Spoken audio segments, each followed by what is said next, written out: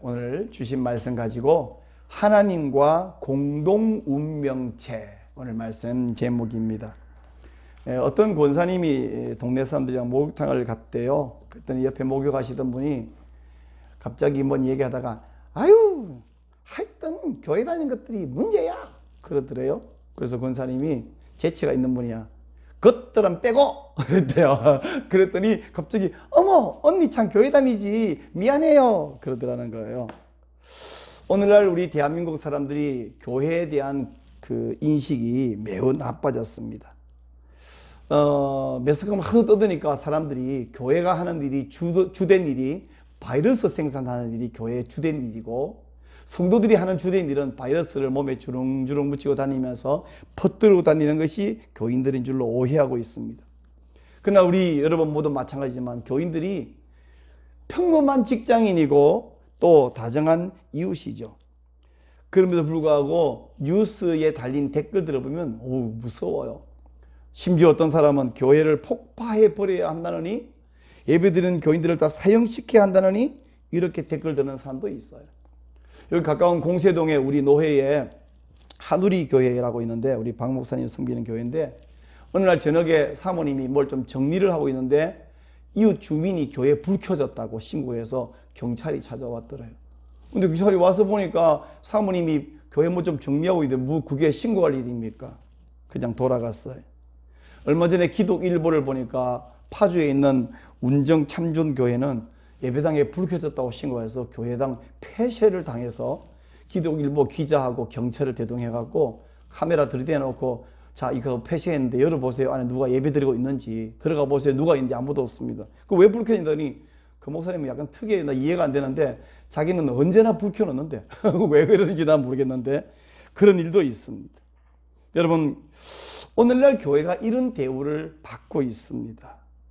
9월 7일 지난주 7일이면 월요일인가요? 월요일날 머니투데이라는 신문에 교회는 다 온라인 예배 드리는데 성당 미사는 드리고 있다. 방역 괜찮냐? 9월 7일자 이런 기사가 실렸더라고요. 그리고 바로 이틀 후에 9월 9일 날 한국경제에 보니까 제가 기사 일부분을 복사했어요. 교회만 막더니 절, 성당서 확진 속출 뒤늦게 집합 금지 검토. 금지 명분은 아니고 그냥 검토한다는 거죠. 그러면서 어떤 그 서울 포교소라는 절이죠. 그래서 무더기로 추가 감염이 확인됐다. 근데 그날 오후 3시에요. 중앙대책본부인가요? 중대본에서 이 일 이후에 종교시설에서 코로나19 집단 감염이 지적되고 있습니다. 정규 예배 포함한 모든 예배는 비대면으로 하시기 바랍니다. 자, 여러분 절에서 확진자가 무더기로 감염됐는데 종교시설, 잘못된 말은 아니죠. 틀린 말은 아닌데 교회라면 교회 이렇게 말할 텐데 여기는 종교시설하고는 예배를 비대면으로 하시기 바랍니다. 그러면 이 문자를 받은 국민들은 또 교회가 문제구나. 교회를 더 미워하게 생겼습니다. 자, 저는 이런 부당한 대우와 국민들의 잘못된 인식, 미워함을 쭉 보면서 계속 이런 걸 보는데 여러분은 무슨 생각하실지 모르겠는데 이렇게 해서 앞으로 한국 교회는 어떻게 되고 대한민국은 어떻게 될까? 제가 성경 말씀을 통해서 두 가지를 확실하게 말씀드릴 수 있는데요. 첫째 말씀드린 것은 이런 일로 말미암아 교회는 더 정결해지고 더 단단하게 될 줄로 믿습니다. 어떻게 이렇게 말할 수 있냐 그러면 제가 무슨 예언자라서 말하는 것이 아니라 성경을 보면 그리고 역사를 돌이켜보면 교회가 언제나 그랬습니다. 역사를 돌이켜볼 때 세상 세력이 교회에 대하여 기독교에 대해서 호의적인 때가 거의 없었습니다. 그러나 초대 교회는 박해를 그렇게 극심하게 받으면서도 점점 부흥하자 결국 로마가 항복했어요. 그리고는 기독교를 인정하고 박해를 멈출 뿐 아니라 심지어는 기독교를 국교로 선언하기에 이르렀죠. 잘 된 것 같죠? 예, 일단 잘 된 건 맞는데 역사를 지나고 보니까 그때부터 초대 교회가 부흥한 것이 아니라 외형적으로는 부흥했어요. 어마어마한 예배당을 지었어요. 그 전에 카타콤에 숨어있던 것이 아니라 근데 사실상 그때부터 교회는 부패하고 세속화되고 타락하기 시작했어요.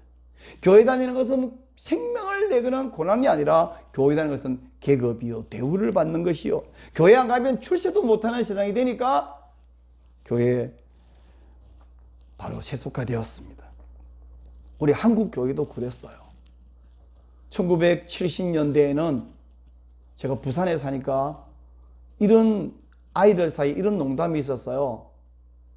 깨졌다 다리못이, 났다 불, 섰다 교회. 그게 뭔 말이냐 했더니 우리 계모임을 일본말로 다리못이라 그러는데, 얼마나 개주들이 깨먹고 도망을 가니까 깨졌다 그런 소문이 맨날 돌고, 그리고 그 당시 부산이 얼마나 불이 자주 나는지 불이 자주 나서 부산이다 부른다. 근데 큰 건물 높은 건물에 섰다면 뭐냐, 저거 다 교회당이다.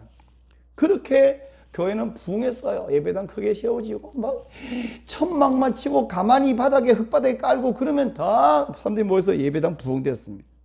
근데요, 그렇게 부흥되는 이면에는 성령의 은혜가 충만해서도 그랬지만 기복주의 신앙, 잘 살아보세 경제개발 논리와 맞추어서 교회 가고 기도하면 복 받는다.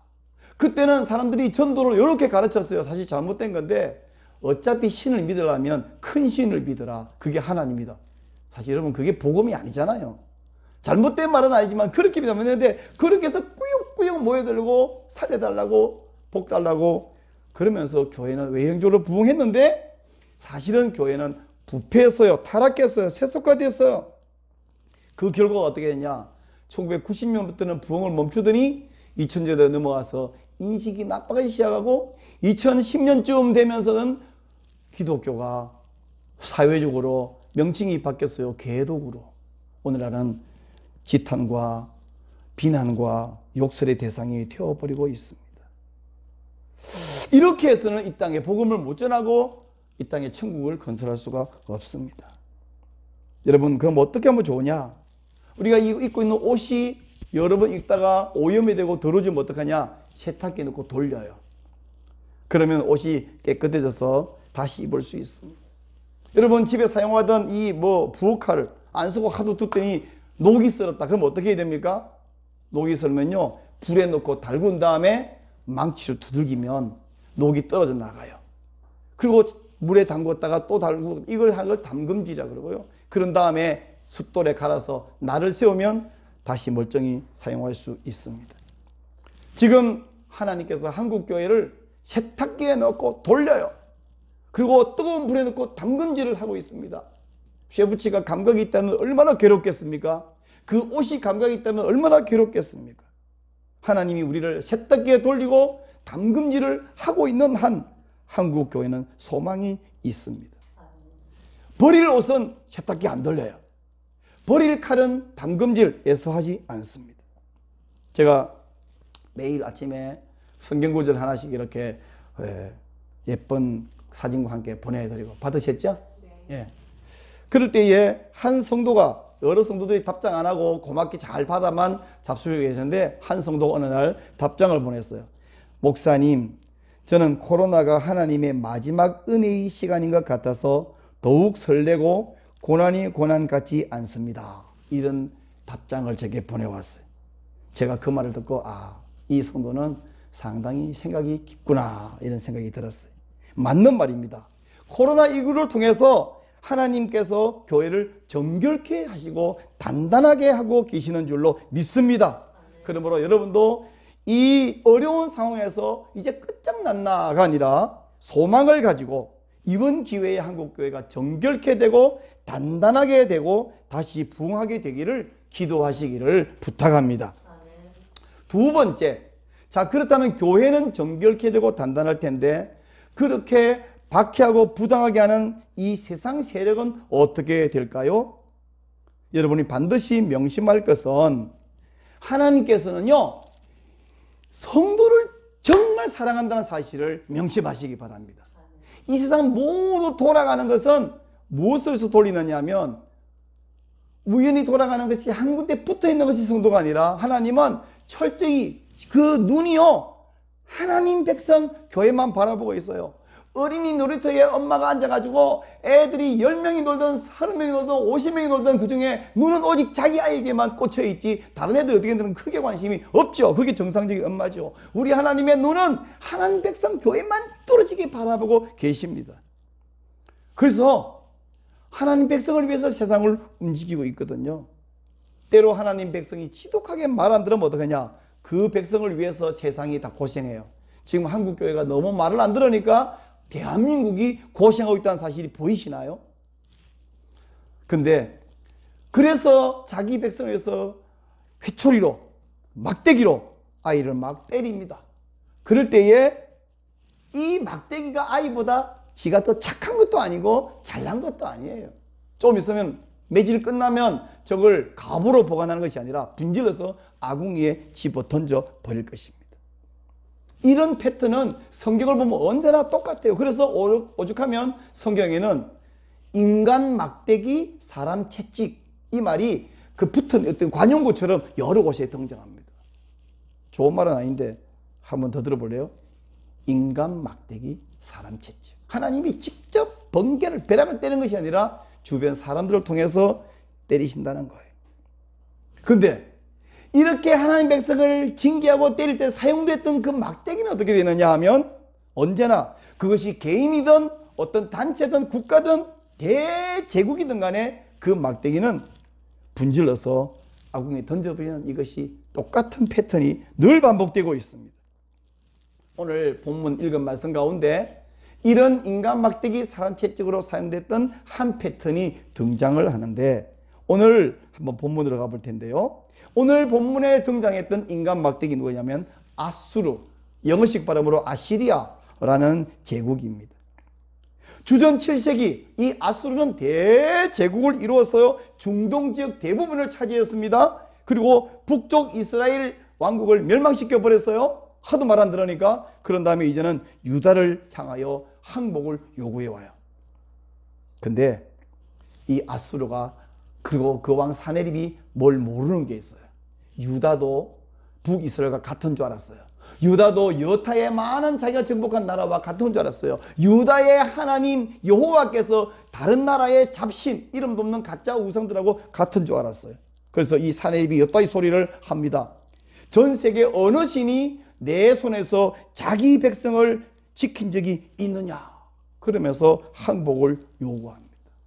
이 당시에 유다의 왕은 믿음 좋기로 소문난 히스기야 아닙니까? 산헤립의 위협과 그 음성을 듣고 또 그가 보낸 그 편지를 들고 성전에 들어가서 통곡하며 기도합니다. 하나님이여, 눈을 열어서 이 편지를 보시옵소서. 귀를 열고 저 협박 위협하는 소리를 들으시옵소서.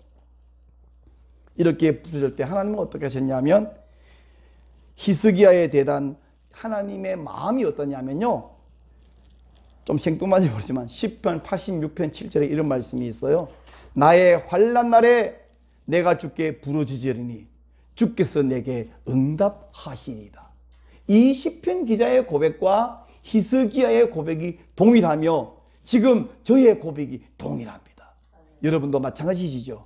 그러면 한번 큰 소리로 시작. 나의 환난 날에 내가 주께 부르짖으리니 주께서 내게 응답하시리이다. 바로 이 마음으로 히스기야가 기도할 때에 하나님은 이사야 선지자를 보내셨어요. 말씀을 전해주십니다. 그리고 아수르에게 하시는 말씀이 이렇습니다. 뭐냐면 예루살렘이 오히려 너를 비웃게 될 것이다. 그렇게 말씀합니다. 너는 유다와 예루살렘 하여 공격하고 비난하고 비방하는데 하나님은 지금 이 예루살렘하고 하나님 당신하고를 동일시 하시는 거예요. 그러면서 하는 말이 열왕기하 19장 22절에 이렇게 말합니다. 네가 누구를 꾸짖었으며 비방하였느냐? 누구를 향하여 소리를 높였으며 눈을 높이 떴느냐? 이스라엘의 거룩한 자에게 그리하였도다. 여기 눈을 높이 떴다는 말은 우리말로 하면 째려본다는 거죠. 아주 가소롭게 째려봅니다. 그리고 큰 소리를 뻥뻥 칩니다. 야단을 칩니다. 빈정거립니다. 근데 성도를 향하여, 교회를 향하여, 야, 교회 저것들 말이야 할 때 하나님이 나보고 한 소리냐? 라고 하시는 말씀이에요. 바로 그날 밤에 천사가 와서 아수르의 대군 18만 5천 명을 죽여버렸어요. 자, 여기서 퀴즈가 나갑니다. 아수르 군사 18만 5천 명을 죽일 때 천사가 갔는데 천사가 몇 명 갔을까요? 생각도 안 해봤죠? 그러면 질문을 바꿀게요. 천사가 여러 명일까요? 한 명일까요? 그것도 잘 모르겠습니까? 예, 제가 알려드릴게요. 성경을 보니까 천사는 말라크 아도나이, 단수예요. 복수가 아니고 단수예요. 몇 명이 갔다고요?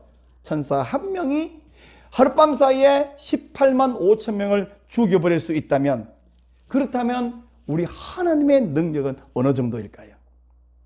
하나님이 훅 불면 75억 인구가 즉시 죽어버립니다. 하나님이 훅 불면 어떤 세속 권력도 멸망하고 사라지게 될 줄로 믿습니다. 그것도 모르고 세상에서 권력을 잡았다고? 그것도 모르고 교인들 말고 일반 세속인들이 숫자가 많다고 교회를 억울하게 하고 부당하게 대우하고 비방하고 저주하고 교회당을 폭파해야 한다느니, 교인들을 사형을 시켜야 된다느니, 그렇게 하는 모든 말과 댓글을 쓴 손가락이 부끄러워하며 멸망하게 될 줄로 믿습니다. 아니 목사님, 좋은 주일 아침 설교 시간에 왜 이렇게 저주의 말을 하시나요? 그렇습니까? 제가 시편을 요즘 매일 묵상하며 가정 예배를 드리는데, 여러분 시편에는 아름다운 노래가 많습니다. 시편은 찬양과 경배가 있습니다. 근데 그게 다가 아니에요. 시편을 매일 읽으면서 시편에는 아름다운 시가 있는 것이 아니라 하나님의 원수들을 향한 저주, 그것도 아주 극심한 저주가 담겨 있는 것을 봅니다. 여러분, 어떻게 하나님 말씀인 성경, 그것도 가장 아름답다는 시 안에 이렇게 저주의 말이 담겨 있으며 성도가 이렇게 저주를 해도 되나?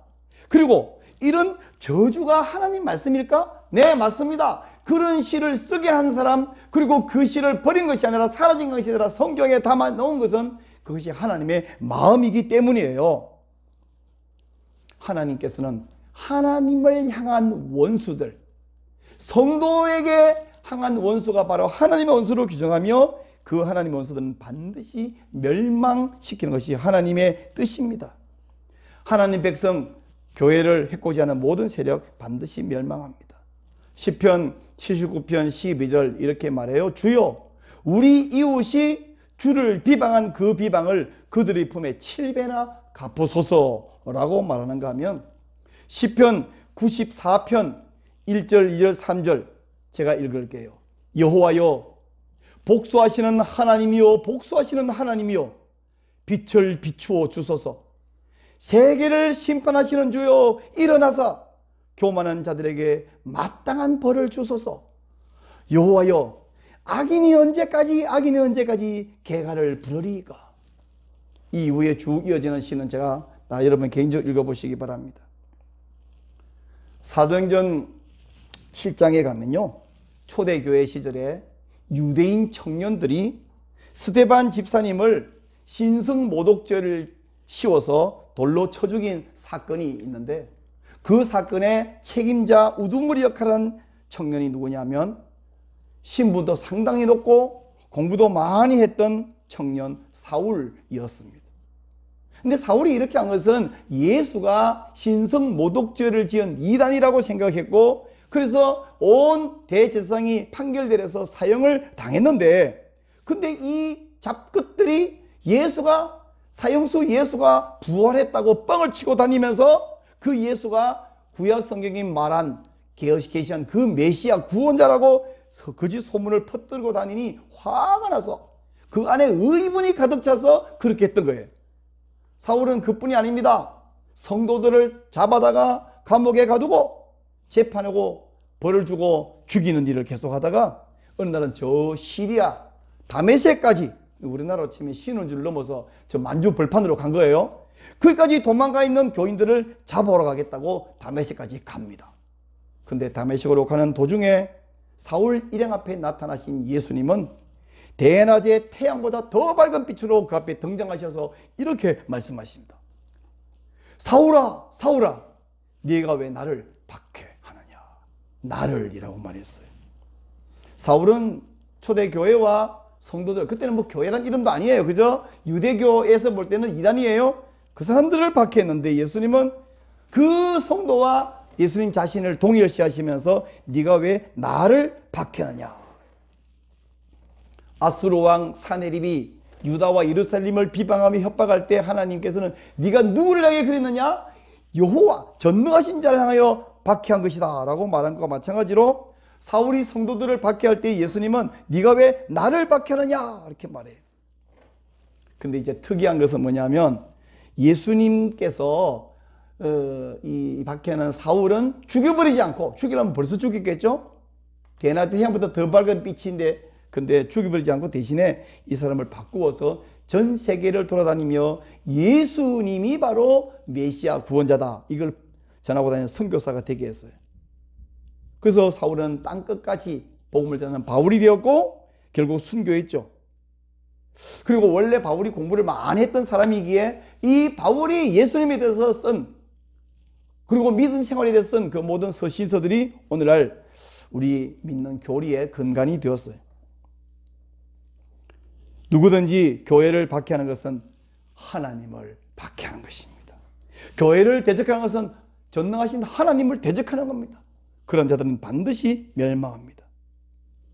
사실 사울은 하나님을 대적한 것이 아니라 뭘 한 가지 몰랐어요. 예수님이 바로 구원자 메시아라는 그 사실을 몰랐기에 하나님을 위해서 한다는 게 잘못된 거였죠. 그래서 그것만 깨닫게 되니까 이 사람은 더 열심으로 예수쟁이들을 잡아 죽이겠다는 그 열심으로 목숨을 걸고 복음 전하는 사울이 될 수 있었는데 사네립은 이게 아니에요.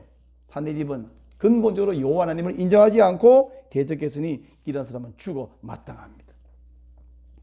사랑하는 여러분, 지금 한국 교회는 매우 어렵습니다.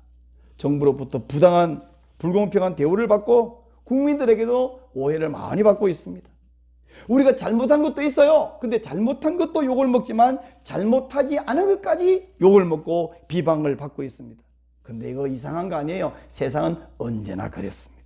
언제나 교회에 대해서 적대적이에요. 그래서 시편 기자는 이렇게 말해요. 까닭 없이 나를 미워하는 자가 나의 머리털보다 많고 부당하게 나의 원수가 되어 나를 끊으려 하는 자가 강하였으니 내가 빼앗지 아니한 것도 물어주게 되었나이다. 이렇게 고백하잖아요. 그러나 여러분, 이렇게 부당한 대우와 억울한 비방을 당하더라도 교회는 반드시 승리하는 줄로 믿으시기 바랍니다.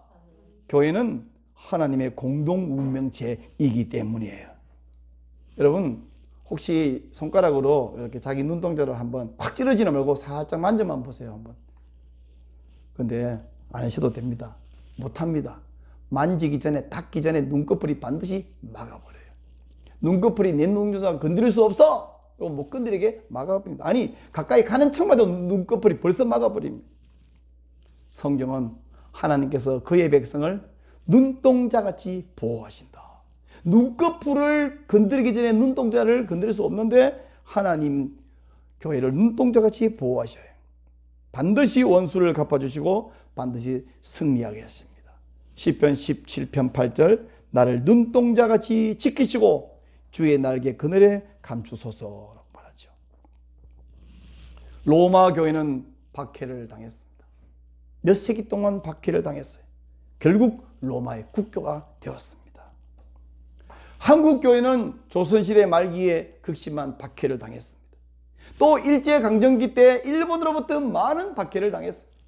6.25 전쟁이 터지고 한국 전쟁 때도 정말 공산당들에게 많은 박해를 당했지만 그 모든 박해들을 이겨냈고 부흥했습니다.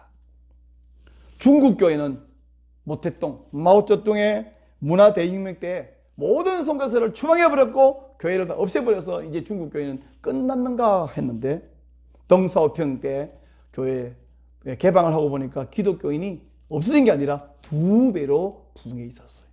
지금은 중국 교회의 신실한 크리스찬이 한 1억 명은 된다라고 정확한 통계는 아니고 그렇게 짐작하고 있습니다. 이제 제가 가장 궁금한 것은 북한 교회예요. 북한 교회는 지금 한 15만 명 정도 되는 것 정도로 흔히 알려져 있는데 아무도 모르죠. 근데 확실히 알 수 있는 건 뭐냐면 그 안에 쭉정이 가짜 신자는 하나도 없다는 사실이에요. 그냥 액세서리로 믿는 사람, 그런 사람 아무도 없습니다. 그 안에는 오로지 강철 같은 믿음을, 목숨을 걸고 하나님 내 모든 것이라고 고백하는 신자만 있을 뿐입니다. 북한 저렇게 된 것이 70년이 됐는데 이제 하나님께서 북한 교회를 열어주실 때가 되지 않았는가 기대하면서 속히 열어주기를 간절히 기도합니다. 이런 북한 교회에 비해서 경제개발과 함께 잘 살아보세요와 함께 기복주의 신앙과 함께 예배당 덩글덩글 크게 짓고 막 부흥을 경험한 한국교회는 어땠냐? 제가 볼 때 스티로폼 같아요. 스티로폼 아시죠? 뚝 분지르면 부러지고 가루가 푹 날리면 풀풀 날리는 스티로폼 갖고는 그걸로는 건물을 못 지어요. 스티로폼으로 건물을 지어놓으면 장난으로 툭 치면 다 부러지는데 그걸로는 건물을 못 지어요. 마찬가지로 스티로폼 같이 연약한 그런 교인 갖고는 하나님이 천국을 건설할 수가 없습니다. 지금 하나님께서 한국 교회를 탈탈 털고 그리고 쭉정이를 날려보내고 있어요. 바람이 불 때 곡식을 들여오면 쭉정이는 풀풀 날아서 저 멀리 떨어져, 알고 보면 그 바로 밑에 떨어집니다. 여러분, 곡식은 날아가지 않아요. 와, 곡식 다 날아가네. 그건 쭉정이에요. 먼지고 모래예요. 껍질이에요. 알고 보면 그 밑에 다 있습니다. 하나님이 망할 수 없듯이 한국교회는 망할 수 없습니다. 왜냐하면 하나님과 성도는 공동 운명체이기 때문이에요. 사랑하는 여러분, 어떤 사람이 복이 있는 사람인가요?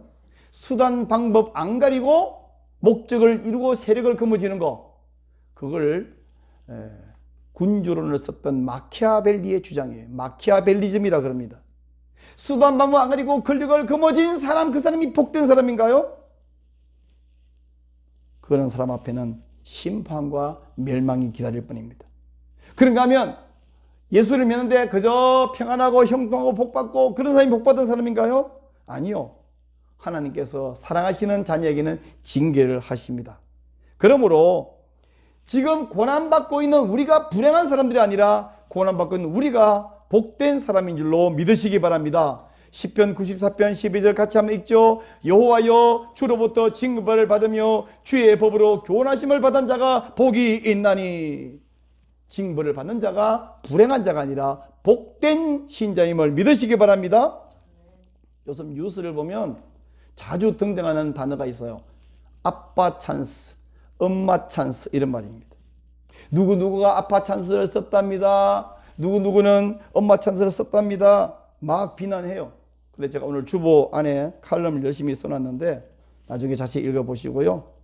우리 크리스찬은, 성도는 남의 아빠 찬스를 비난할 기회, 자격이 없어요. 왜냐?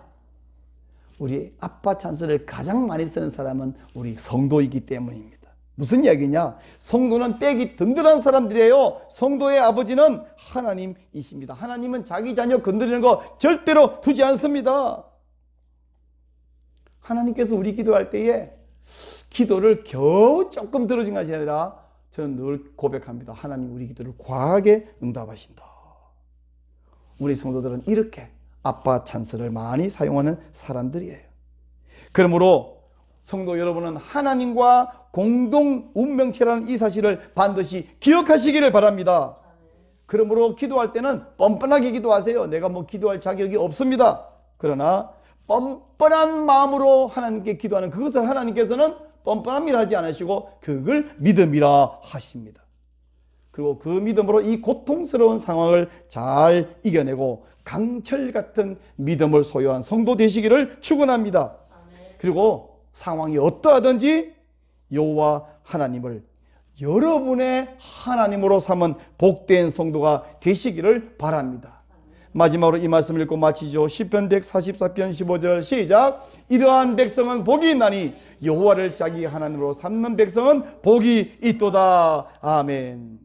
이제는 우리 주 예수 그리스도의 은혜와 하나님 크신 사랑과 성령의 교통하심이 주의 백성들 머리 위에 가정 위에 한국 교회 위에 이제로 영원히 함께 있을지어다. 아멘.